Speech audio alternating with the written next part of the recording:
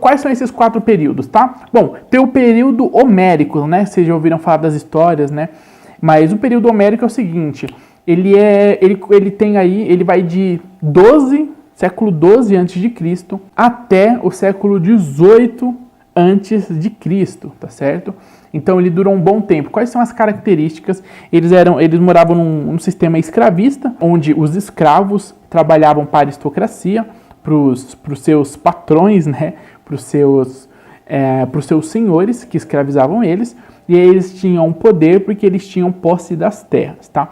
Esse foi de certa forma, características gerais desse período, tá? Os tempos homéricos, lógico. Depois, do século 8 até o século 6, a gente vai ter uma segunda fase, um segundo período, que é um período muito importante, é um período de evolução da sociedade grega muito forte, que é um período onde vai aparecer os filósofos, onde vai se desenvolver a filosofia, onde vai aparecer Sócrates, onde o sistema vai ser um sistema de polis, de cidade e estado, né? Vai se mudar a característica, quer dizer, você já vê surgir aí um sistema político, um sistema social, onde eles saem daquele primeiro sistema primitivo de pensamento, de organização, e começam a evoluir esse sistema, né? Evoluir para todos os lados. Político, ciência, filosófico, todas essas estruturas começam a evoluir, tá?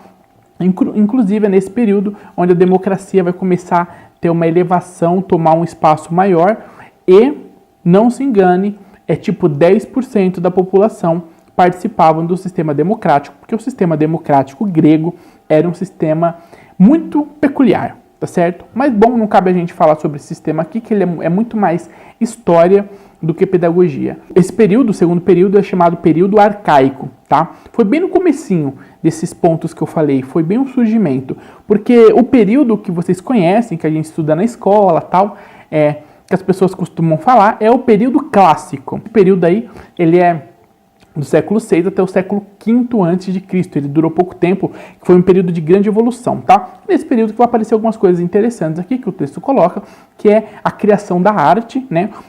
Dar valor à arte. A arte surge como arte mesmo, né? Não só como um acontecimento isolado. Agora vai surgir a criação da arte, né? Vai se criar a arte, a literatura e a escrita. Também nesse período vai surgir escolas e os sofistas, tá? Bom, vamos entender um pouquinho melhor isso. Literatura, porque então começa a se surgir, como a gente disse lá no primeiro período, que é o período homérico, né?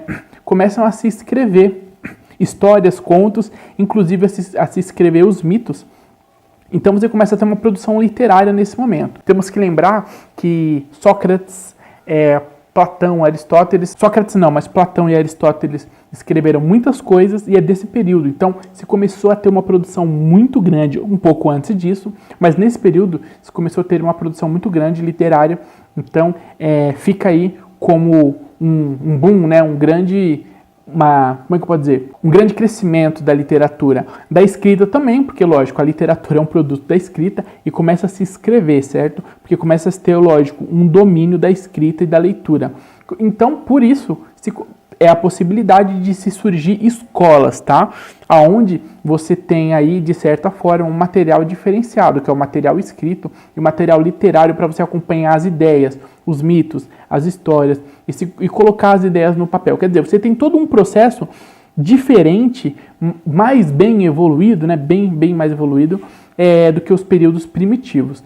Então, você tem também aí o surgimento, né, oficial dos sofistas. Eu vou fazer um resumo bem rápido aqui sobre os sofistas, tá? Tem os filósofos e tem os sofistas. Quem eram os sofistas? Eles eram os sábios, tá? Da época. Eles tinham conhecimento, eles ensinavam esse conhecimento, assim como um professor particular. Eles cobravam para passar esse conhecimento, na sua grande maioria. Bom, os filósofos não gostavam muito desses caras, porque os filósofos eram um outro tipo de grupo de pensador. Eles eram pensadores mais livres, tanto na sua ideia de pensar, quanto na sua ideia de agir, né? Então, o que era a filosofia? Era um tipo de pensamento muito mais amplo. Eles questionavam a existência do ser humano, a religião, os mitos, eles questionavam a sociedade. Então, era um pensamento que te dava abertura para você expandir, né, a tua visão. Os sofistas tinham uma moralidade, no ensino deles, que era algo que os filósofos não compactuavam. Eles queriam que você abrisse a tua mente, enxergasse mais possibilidades e questionasse essas ideias. Eles não queriam que você ficasse preso num mito, sabe? Tipo assim, você crê nisso, mas você já parou para pensar sobre isso que você crê? Olha, você acredita nesse sistema de organização social, mas você já parou para pensar se é o melhor, o porquê que ele existe, se ele é necessário? Então eles tinham essa visão. Então foi nesse período, olha que interessante, tem os sofistas, logo na sequência, os filósofos, né? Quer dizer, a gente já está falando aqui de sistemas diferentes de pensamento que vão influenciar na educação dos gregos, certo? Bom, e depois do período clássico, que se eu fosse dar uma aula de história, fazer um vídeo de história, ia render muita coisa. Tem o período helenístico, tá? Que ele vai ir, então, aí do século III até o século II também, certo? Vai ser um momento crucial na história da Grécia, que é quando Roma se apropria da Grécia, tá? Roma toma a Grécia, vai se apropriar da cultura grega, vai se misturar, e a Grécia deixa de ter o seu molde grego peculiar, e agora os romanos vão entrar com todo um processo de cultura dentro da cultura grega. E aí é o seguinte, quando eles entram, vai acontecer um processo de surgimento de escolas, né, diferentes das escolas gregas, e algumas coisas vão se tornar parte do ensino da educação, né? Como, por exemplo, coisas que as pessoas vão aprender, como filosofia, geometria, aritmética, música. Essas coisas vão se tornar parte da educação, coisas que as pessoas vão aprender. É interessante que todas essas coisas, elas vão se tornar parte da educação, principalmente por uma necessidade social, né? Porque agora você tem um investimento em construções, em engenharia muito maior. Então, aritmética, no caso, matemática, gramática, música, tudo isso vai fazer parte de uma necessidade daquele povo, daquele momento. E aí são esses 4 períodos, essas são as características do período, não se prenda a isso, é só para você saber mesmo o que cada período teve de praticamente de mais importante, de mais visível, tá? Mas é para você saber essas características, como eu disse, cada período desse vai mostrar a educação se desenvolvendo de uma forma, tá certo? O que nos interessa desse período? Principalmente o período helenístico, que é o último período, e o período clássico, tá bom? Onde surgem os filósofos. Por quê? Porque nós vamos começar a falar dos filósofos, afinal, né? São eles que deram a sua opinião e deixaram visível isso sobre a educação, sobre o que é educação, a importância da educação.